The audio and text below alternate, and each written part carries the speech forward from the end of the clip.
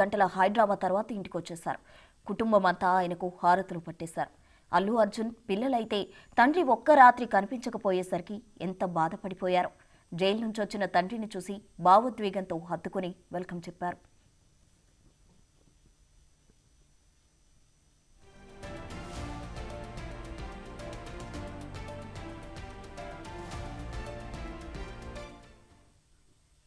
మరి అల్లారు ముద్దుగా పెంచిన తల్లే లేని ఆ చిన్నారులకు ఎవరు ఓదార్పునిస్తారు?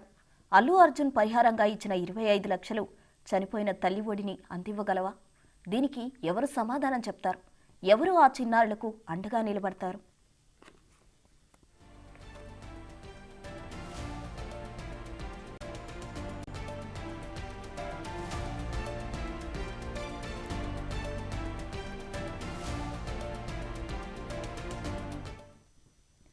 తొక్కిసలాట ఘటనలోనే కదా అల్లు అర్జున్ అరెస్ట్ అయి జైలుకెళ్లారు. మళ్ళీ 20 గంటలకే వచ్చేశారు కూడా. కానీ ఏదో కొంప మునిగిపోయినట్టు, ఆయనకేదో ఆరోగ్యం బాగలేనట్టు పుష్పరాజ్ను పరామర్శించేందుకు సెలబ్రిటీలు ఆయన ఇంటికి క్యూ కట్టేశారు. ఇప్పటికీ వెళ్తూనే ఉన్నారు. తొక్కిసలాటలో గాయపడి కోమాలో ఉన్న బాలుడు శ్రీతేజ్ కోసం మాత్రం ఎవరూ పట్టించుకోవడం లేదు. 25 లక్షల పరిహారం ఇచ్చి చేతులు దులుపుకున్నారు.